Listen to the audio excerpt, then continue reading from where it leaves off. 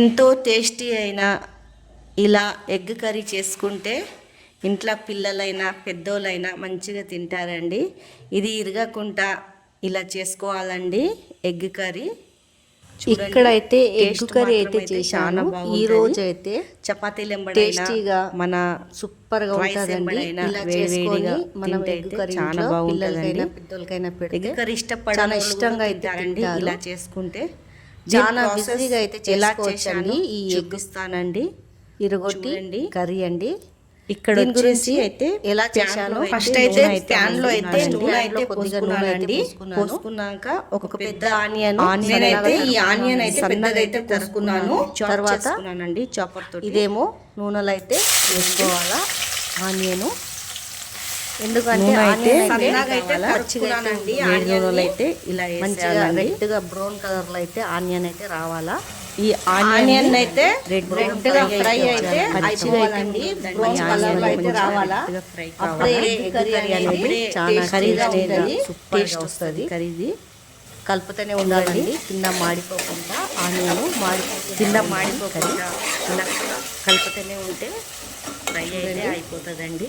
చపాతీలు అల్లం పేస్ట్ వేసుకోవాలి. మనం రైస్ ఎంబడైనా చాలా టేస్టీగా పచ్చివాసన ఉంటుందండి. అల్లం పచ్చివాసన పోయే వరకు వేసుకోవాలండి, కలుపుకోవాలండి.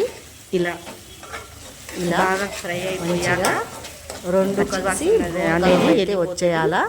దాని తర్వాత రుచికి పసుపు వేసుకున్నాను. పసుపు రుచికి సరిపోయేంత కారం వేసుకున్నాను. కారం తర్వాత ధనియాలు వేసుకున్నానండి ఒక చెంచాడు. ఈ పచ్చివాసన మంచిగా పచ్చివాసన కలుపుకోవాలా అయితే కలుపుకోవాలా. చూడండి ఇలా ఇలా మొత్తం పచ్చివాసన పోయే వరకు వేపుకోవాలి. చాలండి. వాసన పోయే వరకు 3 నిమిషాలు ఇలా వేపుకోవాలండి. తర్వాత టమాటాలు అయితే చాప్ చేసుకున్నాను. టమాటాలు ఒక 3 పెద్ద టమాటాలు అయితే కోసుకొని బాగా కలుపుకోవాలండి. ఇలా చేసుకోవాలండి. ఈ టమాటాలు అనేది ఇలాగా మంచిగా కలుపుకుంటే ఇలా చేసుకోవాలి. 2 నిమిషాలు మూత పెట్టేయాలండి. ఇప్పుడు మెత్తగా మంచిగా టమాటాలు తర్వాత ఒక 5 నిమిషాలు మూత పెట్టాలా. దీని గ్రేవీ మనకు రుచికి సరిపోయేంత ఉప్పు వేసుకుంటున్నానండి.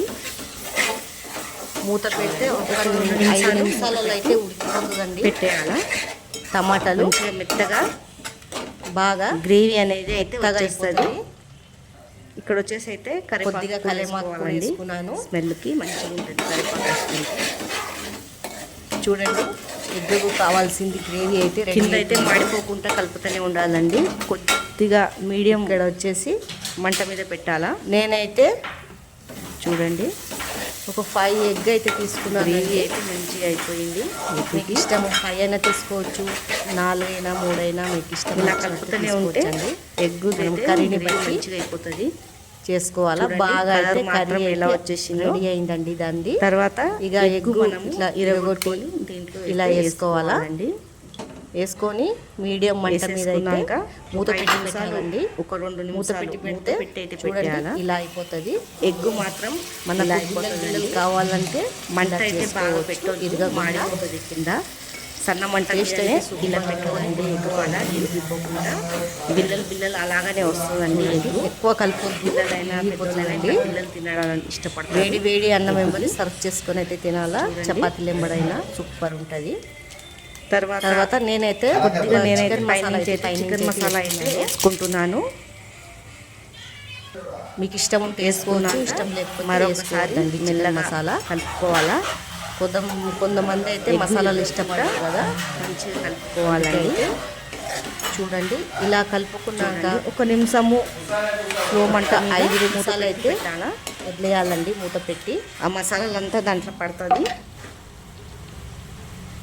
సన్నగా మనం కొత్తిమీర తరుముకొని వేసుకోవాలా. ఎంతో టేస్టీ అయినా రెడీ అయిపోయిందండి. మరొక మంచి వీడియోతో మీ ముందైతే ఉంటానండి.